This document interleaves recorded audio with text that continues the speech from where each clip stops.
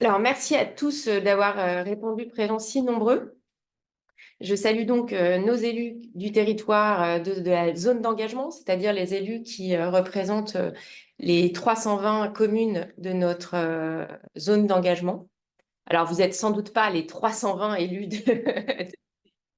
les 320 communes ne sont sans doute pas représentées, mais en tout cas, nous remercions tous ceux qui se sont connectés ce matin. Et puis, je remercie aussi les membres du conseil d'administration et les membres du conseil scientifique de la mission UNESCO de nous avoir rejoints ce matin pour cette présentation. Alors, cette présentation, elle se fait dans le cadre tant attendu de la rédaction de la nouvelle charte photovoltaïque, puisque vous savez qu'avant, on en avait écrite une parallèle, on avait fait méthanisation et photovoltaïque dans un seul et même document, mais c'était très sommaire comme approche, puisque nous n'étions pas encore véritablement dans l'ère de développement du photovoltaïque. Aujourd'hui, on sent bien, et votre présence ce matin le prouve, qu'on est passé, ça y est, dans l'ère de développement du photovoltaïque, et qu'après l'éolien, c'est sans doute le photovoltaïque qui va vraiment tous nous demander beaucoup. Donc, il nous a semblé vraiment utile de pouvoir reprendre la charte et de l'approfondir. Donc, vous allez voir, c'est maintenant un document de presque 100 pages. 120 pages. 120 pages, voilà, avec beaucoup de croquis quand même. Ne vous inquiétez pas, c'est pas que du texte, c'est beaucoup de croquis puisque le but c'est d'être le plus didactique possible. Et donc ça, c'est Amandine Crépin, notre directrice générale, et Hervé Leroy, membre du conseil scientifique et paysagiste, qui vont vous présenter le document. Moi, je me contenterai juste de vous rappeler ce matin qu'effectivement, notre objectif à la mission UNESCO, c'est d'établir le dialogue entre les acteurs des énergies renouvelables et vous, acteurs du territoire, qui êtes en responsabilité de l'aménagement de votre territoire en prenant en compte cette transition énergétique qui, certes, nous est imposée par notre gouvernement, mais qui, au-delà de ça, de toute façon, nous est imposée par le dérèglement climatique d'un point de vue général. Donc, il ne s'agit bien entendu pas pour la mission d'être opposé aux énergies renouvelables et d'être opposé au photovoltaïque, sujet qui nous préoccupe ce matin, mais bien au contraire de vous donner un document qui puisse vous accompagner sur notre partie, la partie qui concerne la mission, c'est la partie paysagère. Donc que ça puisse vous donner des clés d'aménagement pour votre territoire sur la partie paysagère, parce que nous, en tant que gestionnaires bien inscrits au patrimoine mondial, nous devons être vigilants sur la préservation de la valeur universelle exceptionnelle de notre territoire. Ça peut paraître un gros mot, cette valeur universelle exceptionnelle, mais c'est bien ça, en fait, que nous devons préserver. Et donc, il s'agit de voir comment on construit les paysages de demain avec vous et comment cette évolution est possible ou pas dans certains endroits. Et si elle ne l'est pas, comment on peut arriver à néanmoins installer d'autres énergies, etc. Donc, en fait, c'est quelque chose qu'on va travailler avec vous. Alors, maintenant, je vais passer la main à Amandine qui va vous faire une introduction, notamment sur la méthodologie. Bien vous rappeler de quoi on est parti et où on veut aller. Ça nous semblait vraiment utile. Merci à tous de vous être connectés. Pour ceux qui se sont connectés maintenant, je rappelle, gardez bien vos micros fermés. Si vous avez des questions, que vous avez peur de les oublier, vous les mettez dans le chat. Nous, on essaiera de récapituler ce qui se passe dans le chat pour voir quelles sont vos questions.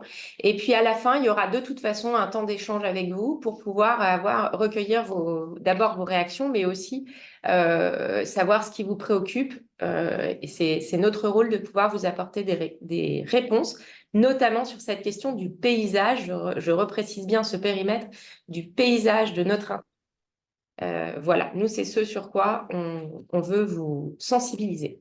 Amandine, à toi. Merci, bonjour à tous.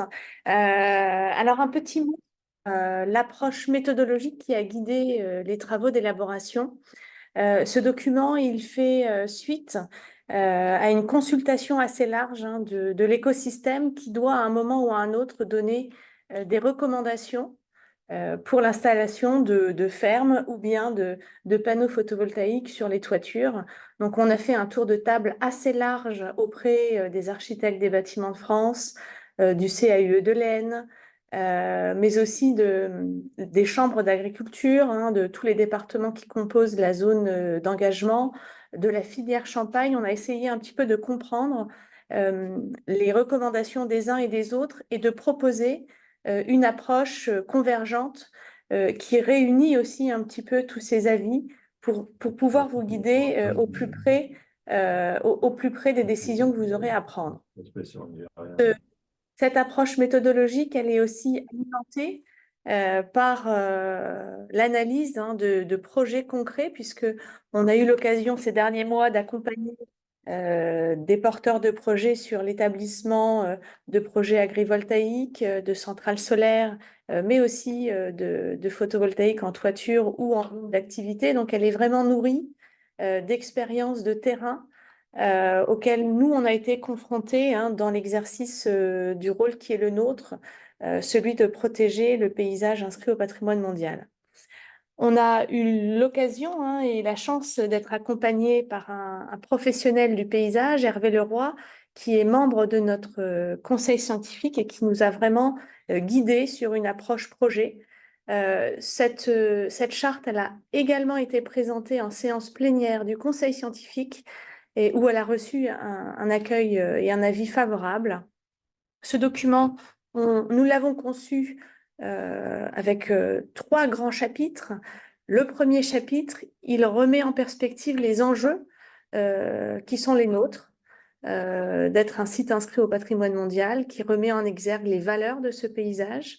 Le deuxième chapitre, il a vraiment une vocation projet, puisqu'il met en perspective les recommandations en fonction des différentes typologies de projets. Et le dernier chapitre, il résume, il synthétise la position de la mission. Cette charte photovoltaïque, elle vient aussi s'intégrer dans une collection que vous connaissez, qui est la collection Repères, tous les documents qui permettent, hein, de consulter par thématique, par grand sujet, les recommandations de la mission, que ce soit en termes de développement éolien, de méthanisation, de conservation des caves, d'inventaire et de préservation des cadoles, sur aussi le sujet de l'environnement. Et donc, on aura un opus, un numéro 6, complémentaire dédié exclusivement au développement de l'énergie photovoltaïque sur notre territoire. Alors avant de commencer, petite précision, une incise, puisque cette charte photovoltaïque, elle s'inscrit dans un cadre réglementaire existant qu'il est important de rappeler, puisque depuis 2015, hein, de nombreuses lois puis décrets d'application ont précisé les conditions d'installation du photovoltaïque. Alors, la première, ça a été en 2005, la loi Transition énergétique pour la croissance verte, qui a fixé un cap gouvernemental. Et puis, plus on avance dans le temps, plus la loi précise les choses.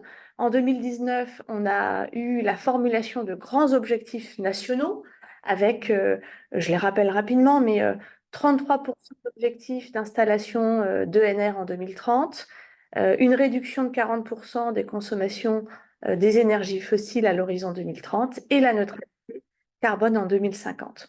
Ces objectifs, ils se sont rapidement traduits dans des documents à l'échelle régionale, déclinés aussi dans les objectifs de la programmation pluriannuelle de l'énergie.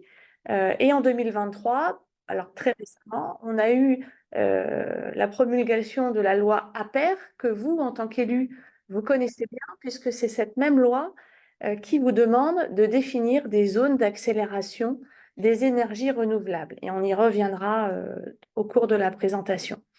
En parallèle, hein, les régions, dans le cadre de leur SRADET, ont aussi décliné ces objectifs nationaux à l'échelle régionale. Donc, dans le Grand Est, on a 41% de programmés d'énergie renouvelable en 2030 et 100% en 2050. Pour les Hauts-de-France, 28% en 2031, en sachant qu'aujourd'hui, le SRADET est en révision dans les Hauts-de-France et donc on parle plutôt de 31% pour le document SRADET Hauts-de-France. Alors, ce cadre réglementaire, quelque part, il nous guide aussi, puisque l'État a formulé, hein, des priorités sur les secteurs où il souhaite voir apparaître des développements photovoltaïques. Les terrains artificialisés, les ombrières, les nouvelles constructions sont notamment ciblés comme les territoires privilégiés d'installation. Mais avant de rentrer dans ce détail des typologies, il nous a il nous a paru important de reprendre un petit peu les grandes caractéristiques de nos paysages et de regarder ensemble comment les besoins énergétiques, quelque part, ont aussi euh, fait évoluer ce paysage de la Champagne. Alors, ce qu'on peut dire quand on examine ces planches paysagères, hein, on a eu la chance, en plus, dans notre région, en 1887, d'avoir un voyageur qui a croqué tous nos paysages viticoles. On peut conclure quand même à une certaine permanence du vignoble, de la couronne forestière, du fond de vallée et des plaines agricoles. Ce qui a changé quelque part, c'est tout ce qui est plutôt lié à l'énergie et à l'anthropisation des territoires, à l'urbanisation. Et donc, qu'on vous propose, c'est quelques planches pour comprendre cette évolution qui, depuis la révolution industrielle, en fait, euh, là, on a eu un vrai marqueur dans nos paysages, puisque c'est l'apparition de la machine à vapeur, les besoins en charbon, qui vont aussi conditionner l'armature de déplacement, puisqu'il fallait transporter ce charbon pour alimenter les premières usines. Et donc, on a construit des voies de chemin de fer, des routes, des canaux qui ont structuré, qui ont marqué ce paysage de la première révolution industrielle. La seconde révolution industrielle, là, on est au tout début des années 1900. Là, on a dans notre société une croissance énergétique qui va être de plus en plus importante et donc les besoins vont augmenter. Et donc, on va voir apparaître dans nos paysages les lignes électriques, l'électricité qui se développe. Et puis, dans les tâches urbaines, on a des débordements des limites historiques, puisque la consommation du foncier et le besoin de logement, mais aussi de bâtiments d'activité, va se faire ressentir. Alors, en Champagne, bien sûr, on a ce dynamisme économique, il a été aussi visible dans nos paysages, puisque c'est à cette époque que l'on voit aussi des installations des professionnels du Champagne débordés, étant un petit peu trop à l'étroit à l'intérieur des centres-bourgs, débordés dans les périphéries urbaines. Euh, Ensuite, on connaît ce qu'on appelle la grande accélération, où là, à l'échelle planétaire, on est dans cette ère de consommation massive des énergies fossiles. On est dans la période d'après-guerre, on reconstruit, surtout dans notre région, mais c'est aussi la période des grands projets. Et là, nos paysages sont forcément marqués. On voit aussi une certaine verticalité de ces aménagements, puisqu'en plus des poteaux électriques, on voit les silos apparaître. On voit aussi des constructions de gros volumes commencer à clairsemer le vignoble et les périphéries. Et puis, on est aujourd'hui dans des paysages de transition où là, en fait, il nous faut inverser les choses, c'est-à-dire consommer de l'énergie renouvelable, baisser, atténuer nos consommations d'énergie fossile. Et donc, on est face à une nouvelle ère. Et c'est ce qu'on vous propose un petit peu dans cette charte photovoltaïque, c'est de faire le pas de côté pour bien comprendre que finalement, toutes les décisions qui vont être prises aujourd'hui, elles vont avoir des conséquences sur l'aménagement de nos paysages et sur ce paysage qu'on va léguer aux générations à venir. Alors, pour ce qui est du développement éolien, on ne le voit pas encore dans les paysages viticoles, et ça, c'est lié notamment à une action collective autour du développement éolien, c'est on a pu, grâce à la charte éolienne, ménager des couloirs de respiration. C'est pas tous les jours simple. Aujourd'hui, on en est à presque 1200 éoliennes développées dans un rayon de 20 km des paysages viticoles. Donc, nos régions sont très bien dotées en développement éolien. Et aujourd'hui, ce développement du photovoltaïque, il va forcément, puisqu'il est à une échelle beaucoup moins importante dans le paysage, il va être plus diffus et certainement plus visible, plus intégré dans nos paysages du quotidien. Et donc c'est pourquoi cette charte, elle vise vraiment à créer du lien, à donner des recommandations pour concilier ces développements. Et là, voilà. C'est pourquoi on a vraiment essayé de concevoir la charte comme un petit cahier de recommandations pour que chacun puisse y trouver les réponses, à la fois à l'échelle de l'habitat, à la fois à l'échelle des bâtiments d'activité. Donc là, on s'adresse plutôt aux professionnels, aux industriels, aux entrepreneurs, mais aussi on s'est intéressé à la façon d'intégrer les ombrières de parking. On vous propose également dans la charte une étude de cas à l'échelle d'une zone d'activité, parce qu'on va le voir, hein, dans les zones d'activité, c'est des sujets qui vont certainement héberger. Les industries ont besoin d'énergie renouvelable. Il va y avoir une transition aussi. On le voit d'ailleurs, hein, déjà sur des secteurs industriels. On a un projet en ce moment dans l'eau, mais on en a aussi en face de la Côte des Blancs, où les fours alimentés aujourd'hui par l'énergie nucléaire sont progressivement, on se pose des questions d'alimentation autre en énergie renouvelable. Et donc pour opérer ces transitions, il faut aussi réfléchir à l'échelle de la zone d'activité. Et enfin, le dernier chapitre, c'est celui des projets photovoltaïques au sol, où là, on a soit le développement de centrales solaires, soit le développement de ce qu'on appelle l'agrivoltaïsme, c'est-à-dire de la mixité de l'installation de panneaux solaires, tout en préservant l'activité agricole au sein des parcelles.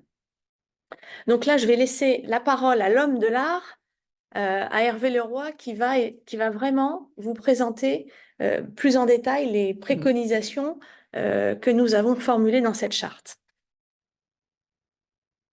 Alors, j'ai donc, moi, le plaisir de vous accompagner dans la découverte des recommandations de la mission pour le photovoltaïque, avec 3 étapes à notre parcours, effectivement, comme Amandine vient de l'annoncer.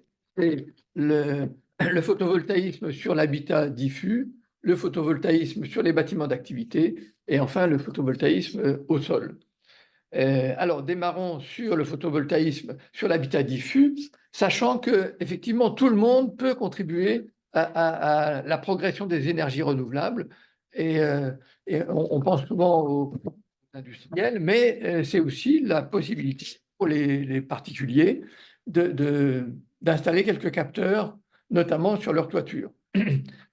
Et alors, par rapport à cette perspective, il est fréquent que les personnes qui ont cette volonté d'installer des capteurs chez eux, dans le domaine privé, soient un peu pris au dépourvu devant la complexité à la fois technique, réglementaire et financière de l'installation de ces panneaux.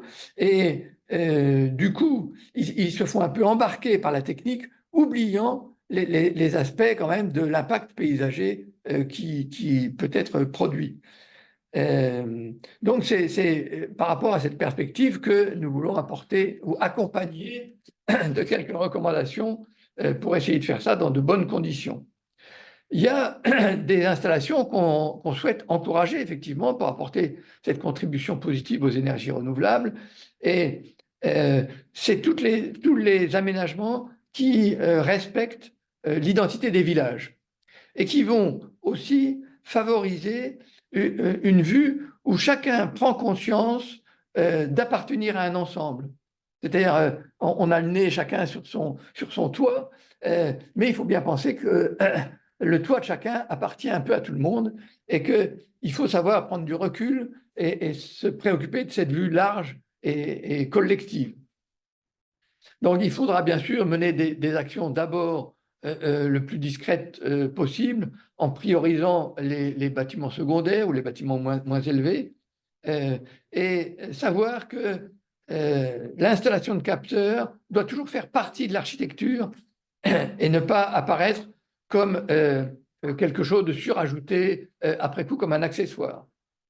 Donc ça fait partie justement des choses à éviter, donc de présenter les capteurs comme de simples accessoires, éviter les toitures les plus élevées ou celles qui sont visibles de loin, éviter les bâtiments isolés et surtout les entrées de communes et les centres-bourgs historiques. Attention aussi, et là c'est plus difficile, attention à la surdensité. C'est compliqué parce que ça réfère à la liberté de chacun, mais quelquefois, la première installation est possible, mais la généralisation dans un quartier de beaucoup d'installations risque de devenir avec un impact fort. Voilà, alors, il y a quand même des formules, des grands principes qu'on souhaite nous encourager. La première formule étant, pour la pose de panneaux en toiture, que les panneaux soient parallèles à la ligne de faîtage et parallèles au bandeau d'égout. C'est un moyen justement de faire davantage corps avec l'architecture et de diminuer la position un peu gadget ou d'accessoires surajoutés. De la même façon, il faut que les panneaux réfèrent à la façade, notamment en s'alignant sur les percements et sur les ouvertures, pour bien comprendre que les choses sont faites pour cohabiter harmonieusement. Il y a toujours avantage à ce que les panneaux soient plaqués le plus possible, le plus techniquement possible au proche de la surface de couverture et pas dégagés en sur-hauteur, là encore pour éviter l'impact plus important. Dans certains cas, et c'est intéressant, ça répond à des positions qui sont peut-être moins bien orientées par rapport au soleil dominant, la possibilité de disposer les capteurs façon verrière, c'est-à-dire sur deux pans de couverture. Alors, on s'attachera justement à ce qu'ils soient réglés dans le prolongement l'un de l'autre, et ce qui préserve la ligne de faîtage, de telle sorte que la silhouette du bâtiment ne soit pas impactée par les panneaux, mais qu'elle reste intacte. On choisira toujours, quand c'est possible, les bâtiments annexes, c'est-à-dire un petit appentis, un garage, plutôt que la couverture du bâtiment principal, et l'impact en sera d'autant diminué. Et c'est toujours plus facile sur les bâtiments neufs, où là, on peut effectivement trouver d'autres implantations, c'est-à-dire à la fois des murs bien exposés, verticaux, des couvertures de véranda, des marquises ou d'autres positions d'écran par soleil ou des choses comme ça. Alors, si tout ça, c'était les choses plutôt encouragées, il y a aussi des choses qu'on souhaite plutôt éviter. Quand vous êtes face à une toiture, j'allais dire élégante, complexe, qui présente des nous, des croupes, des capucines, des cheminées massives et des épis de toiture, il est bien clair que là, on ne peut pas venir surajouter encore des panneaux photovoltaïques. Et dans une maison peut-être plus ordinaire, il ne faut pas que l'implantation des panneaux n'apparaisse que le résultat de choix techniques et défigure totalement la couverture. Il faut donc se référer aux recommandations qu'on a évoquées précédemment. Alors, ça, c'était donc le premier chapitre pour l'individuel. En ce qui concerne les bâtiments d'activité, les choses sont relativement plus simples. Parce que la règle, c'est que les couvertures soient intégralement couvertes de panneaux, ou au moins le pan de couverture orienté au sud. Et qu'on n'ait pas des panneaux, puis des petites bordures de couverture et des choses comme ça. C'est toute la couverture couverte de panneaux. Et d'ailleurs, le rendement n'en sera que meilleur. Et on s'attachera aussi à ce que les rives soient traitées de la même coloris et tout ça très bien intégré, avec aussi un effort d'harmonie du coloris du bardage vertical avec les éléments de couverture. Alors, les ombrières, il faut bien se rappeler ce que nous dit la réglementation. À partir du 1er juillet 2026, 50% des surfaces de parking supérieures à 10 000 m² devront être couvertes de panneaux. Et à partir du 1er juillet 2028, 50% des surfaces de parking supérieures à 1500 m² seulement devront être couvertes de panneaux photovoltaïques. Alors, on comprend que le législateur, il a mis l'accélérateur sur ces implantations, mais dans sa grande sagesse, il a prévu, et fort heureusement, de nombreuses exceptions, notamment pour des contraintes patrimoniales ou environnementales. Donc, pour ce qui est des paysages inscrits au patrimoine mondial, je pense qu'on pourra assez souvent faire valoir cette contrainte patrimoniale parce qu'il faut se rendre compte de l'impact de ces couvertures. C'est absolument énorme. Et quand on est au creux d'une zone d'activité, ça va être un peu discret, mais il y a beaucoup de ces équipements qui sont en périphérie urbaine, et là, ça va taper très fort. Donc, c'est des sujets à regarder très, très, très finement.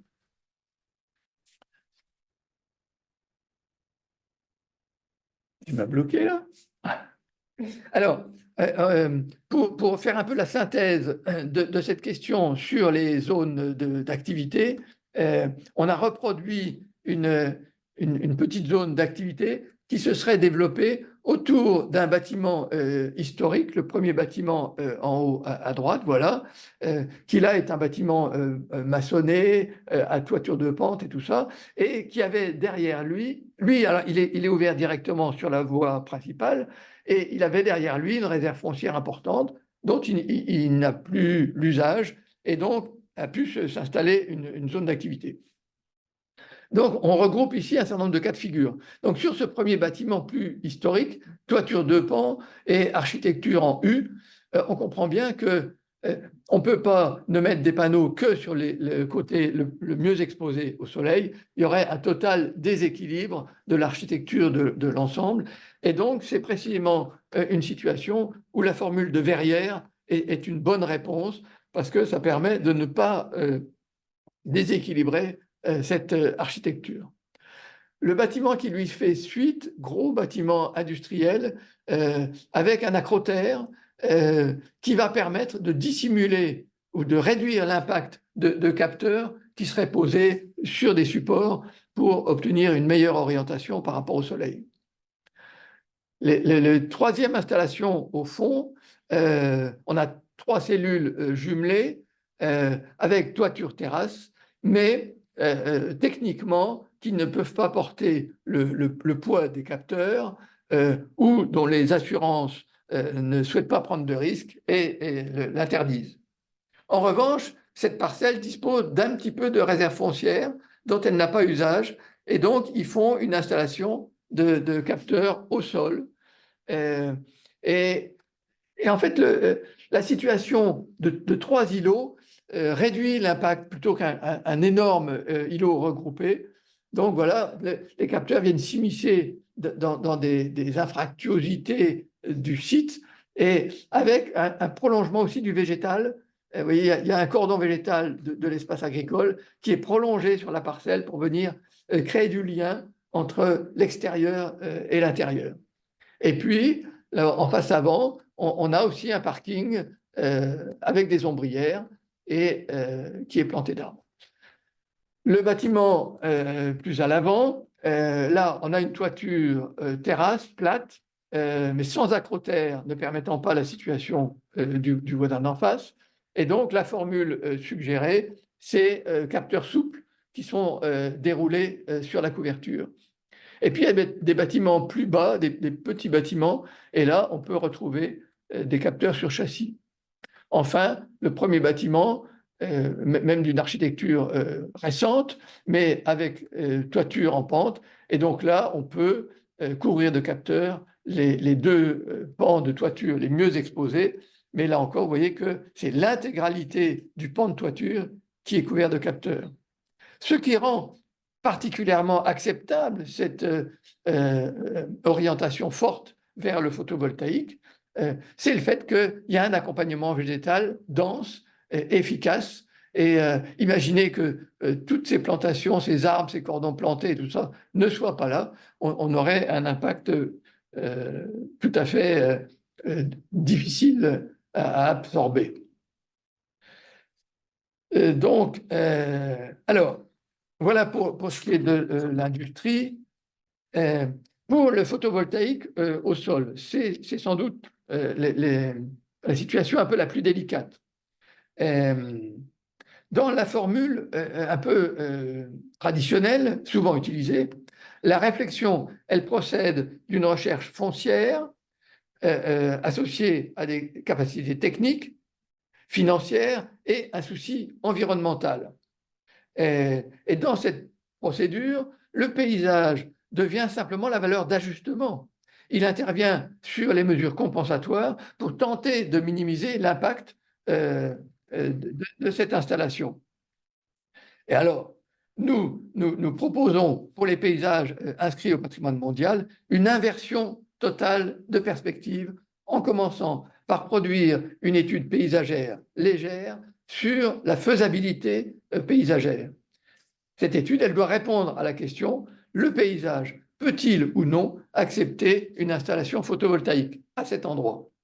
Et cette inversion de procédure va produire l'économie pour les promoteurs d'opérations de développer des études très lourdes, coûteuses et longues pour s'apercevoir à la fin que les choses ne sont pas possibles. Alors que là, on démarre par une étude légère, et si l'étude légère valide la possibilité pour le site de recevoir du photovoltaïque, alors les études de fond pourront être engagées.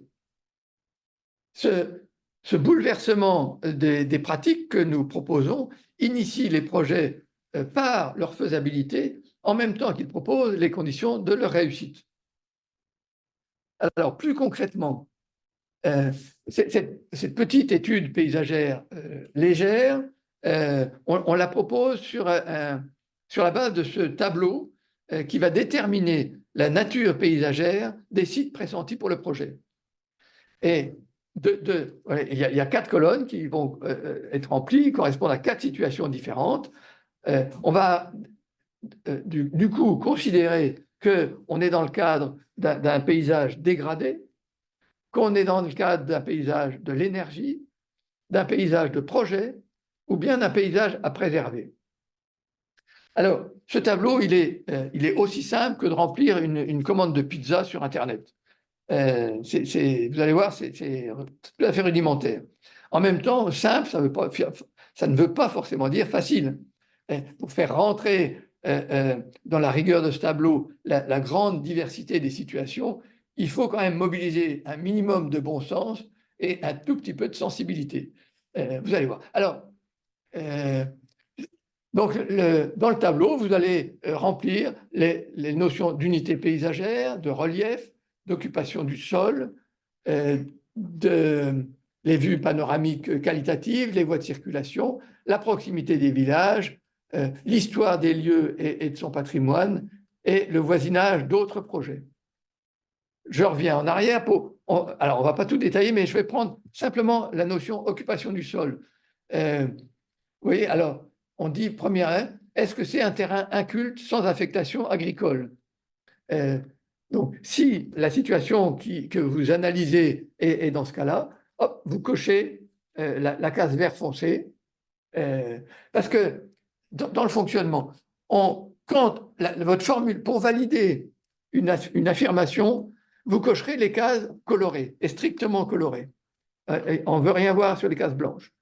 Et il y a des cases plus sombres, ça veut dire des cases où il faudra être très vigilant. Donc voilà, si le terrain est inculte, vous êtes dans la situation 1. Si la zone agricole est exploitée, vous cochez le 2 et le 3. Si vous avez une zone mixte agricole-viticole, vous cochez le 4. Si vous êtes dans un environnement boisé, vous cochez le 1 et le 3. S'il y a une présence de bandes arbustives et arborées, vous cochez 1 et 3. Et s'il y a une présence de bâtiments, vous cochez le 3. Alors, voilà, la façon de remplir le tableau est assez simple. Vous ne posez pas de questions et voilà. Et puis, et donc, au final, vous ferez le total colonne par colonne des cases colorées validées et vous serez dans la situation qui obtiendra le meilleur score. Donc la 1, la 2, la 3 ou la 4. C'est ça. Et donc, si vous êtes dans la 1, eh bien, ça veut dire que vous êtes dans un paysage dégradé. Si vous êtes dans la 2, vous êtes dans un paysage d'énergie. Si vous êtes dans la 3, vous serez dans un paysage de projet. Et si vous êtes dans la 4, vous êtes dans un paysage à préserver. Donc, alors, qu'est-ce que c'est qu'un vous êtes dans un paysage à préserver, un paysage dégradé, pardon. Ça veut dire que, en fait, vous êtes dans un terrain tout à fait circonscrit où les occupations antérieures l'ont écarté des productions agricoles sans retour possible. C'est le cas, par exemple, d'une décharge, d'un terrain pollué ou de choses comme ça. Carrière. Et donc, c'est manifestement, et c'est d'ailleurs demandé par la réglementation, ce sont les terrains prioritaires pour l'installation du photovoltaïque. Sur ces terrains, nos recommandations sont de valoriser au maximum la surface par l'installation de panneaux et par des aménagements paysagers d'accompagnement. De prendre soin de préserver la biodiversité périphérique lorsqu'elle s'est installée spontanément, ce qui est fréquemment le cas. De prévoir un cordon périphérique planté de dissimulation qui intègre la clôture, parce que, et ça tranche avec les autres situations qu'on va voir après, c'est la seule situation où on n'a pas choisi le terrain s'impose à nous. Et donc, bien souvent, on va souhaiter le cacher, et c'est le seul moment où on le cache. Et donc, le chlore part du végétal, et de telle sorte que dans le paysage, parce qu'on est parfois pas très loin des villages, que dans le paysage, ça paraisse comme un petit bois, un petit îlot planté végétal, et que du coup, les capteurs disparaissent. Et puis là, il y a une notion d'amélioration aussi. C'est que finalement, c'est quand même mieux qu'avant. Oui. Il y a une notion de... Et on a donné une nouvelle C'est destination ça. quand même à un terrain qui était à l'abandon. Alors, le deuxième cas, les paysages de l'énergie. On se trouve ici dans un paysage strictement agricole. Ce n'est pas péjoratif du tout, mais c'est la seule fonction de ce site. C'est-à-dire, on est dans des très grands espaces et où voilà, la seule affectation, c'est de l'agriculture. Il n'y a pas de mouvement de relief, il n'y a pas de petits bois, il n'y a pas de bandes boisées, il n'y a pas de bâtiments, les routes sont éloignées. Voilà. Donc, dans ce cas de figure, on est dans ce que nous on appelle les paysages de l'énergie, et on peut adjoindre à cette identité agricole une nouvelle identité énergétique. De la même façon que au musée, sur un grand mur bien dégagé, un tableau, aussi beau soit-il, il peut cohabiter avec un deuxième tableau. Eh bien là, c'est un peu la même façon. L'identité agricole n'est pas remise en cause par l'introduction d'une identité secondaire.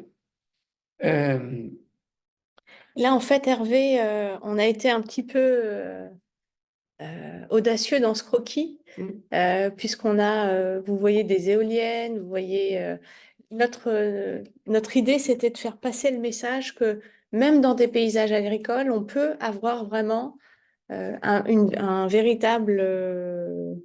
une esthétique. Une esthétique, voilà, une envie esthétique. de structurer l'espace, de créer de véritables projets qui font sens et pas simplement posés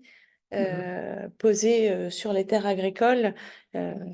Là, Et c'est pour ça qu'on est très structuré dans ce groupe. c'est sûr, on est très structuré et vraiment là, ça s'inscrit totalement dans l'introduction qui vous a été faite par Amandine. C'est dans l'histoire du paysage énergétique français depuis 1800.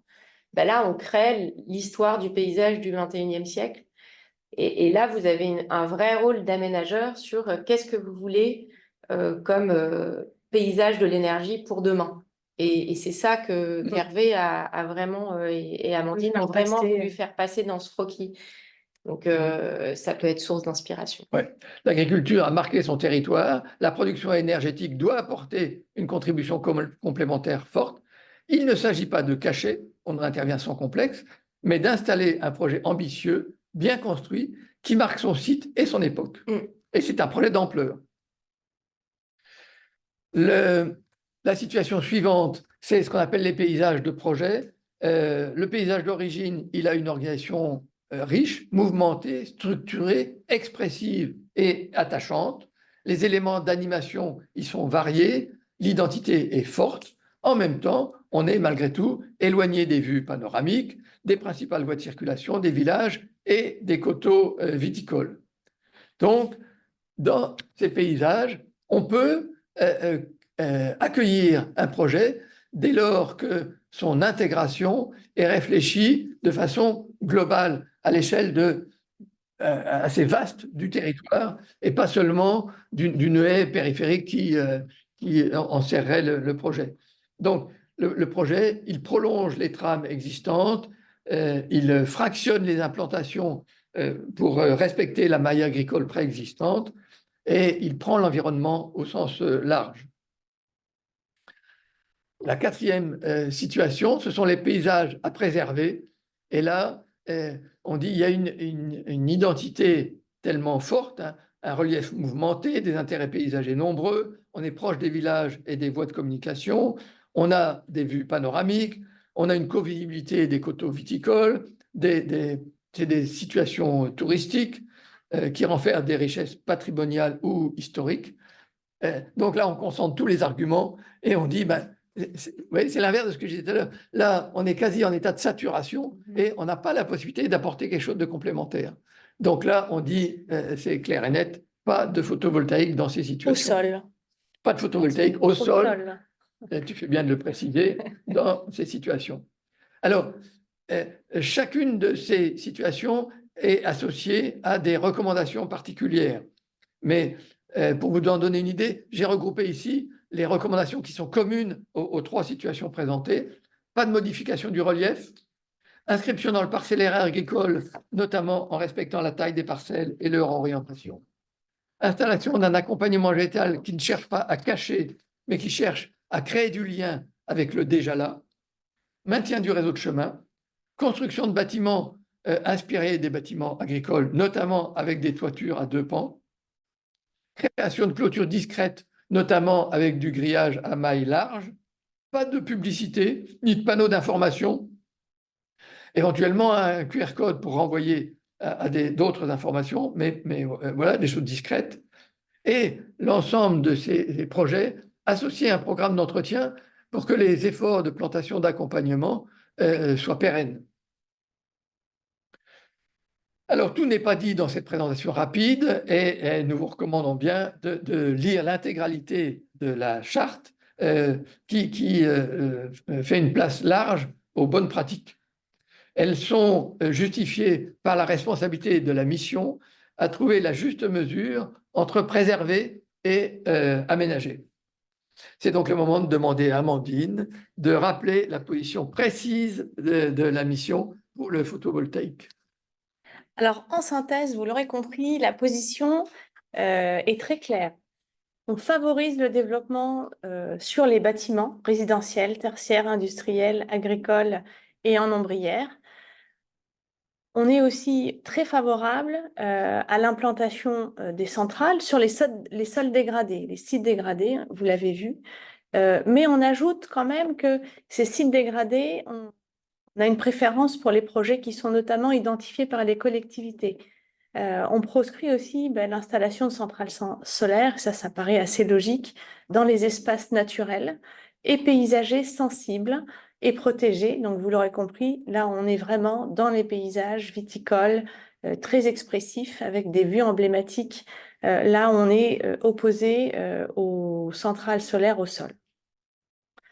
On recommande aussi de préserver tous les éléments paysagers existants. C'est-à-dire que quand un projet se déploie, il faut absolument tirer profit de la structure paysagère avec ses haies, ses arbres, ses murets, ses mares, ses bosquets. L'idée étant vraiment d'aller créer du lien et d'aller projeter, mettre en perspective, d'accompagner, de densifier ces éléments paysagers existants. D'éviter les projets agrivoltaïques dans les paysages viticoles remarquables et surtout de soutenir des projets à dimension collective. Et là, on insiste sur le fait que les projets bien nés auprès notamment et définis sur des secteurs envisagés par les collectivités locales en synergie avec la filière agricole et viticole c'est très important vraiment de miser sur cette synergie collective à l'amont le plus possible et d'éviter en fait de signer des contrats trop rapidement avec des producteurs d'énergie au risque de ne pas avoir le débat public nécessaire, la construction, le temps de la construction de projets d'ampleur, notamment pour des projets tels que l'agrivoltaïsme ou bien les centrales solaires. Et puis, bien sûr, de générer des externalités positives au sens large, c'est-à-dire de profiter de ces espaces de projet autour de la transition énergétique pour fournir, faire des liens auprès des collectivités, des bâtiments, des structures, enfin avoir une réflexion beaucoup plus globale et intégrée sur les retombées de ces productions d'énergie renouvelable sur vos propres territoires.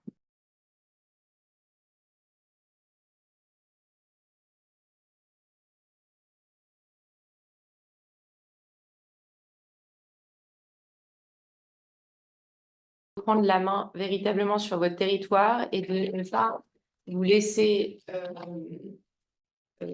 j'allais dire, guider uniquement par les promoteurs de photovoltaïque et que vous puissiez avoir la main sur l'esthétique que vous voulez donner à votre territoire. Je pense que c'est vraiment ça. Pourquoi je vous dis ça? C'est parce que nous, ce qu'on a observé avec l'éolien, c'est que il y a une forme de prise en main du territoire de manière très anarchique et opportuniste par certains promoteurs qui se sont posés là où, qui ont posé leurs éoliennes là où c'était possible parce qu'ils avaient tel accord de telle personne ou autre sur tel terrain et que finalement, eh bien rapidement, il y a des élus qui se sont sentis dépossédés de tout pouvoir sur est-ce que j'ai le droit de choisir que cette éolienne, elle pousse à cet endroit-là ou pas? Et nous, on aimerait que cette charte, si vous vous l'appropriez, si vos services se l'approprient, eh bien, vous puissiez reprendre la main sur vos paysages et dire, eh ben, en fait, on va le construire avec vous, ce projet. C'est-à-dire que si vous avez envie de venir vous implanter chez moi, s'il y a un agriculteur ou quelqu'un d'autre qui a envie de développer du photovoltaïque, là, je parle vraiment des projets d'agrivoltaïsme notamment, ou de photovoltaïque, ou de fermes photovoltaïques plus largement, c'est vraiment cette idée, OK, vous avez un projet, mais on va en parler ensemble. Il n'y a pas que vous qui, en fait, qui allez impacter ce paysage. Ce paysage, vous devez y penser avec nous. Et on doit effectivement tous se mettre autour de la table pour que ça se passe le mieux possible et qu'au final, tout le monde soit content de ce qui va se passer sur ce territoire. Voilà, je pense que c'est vraiment ça l'enjeu aujourd'hui.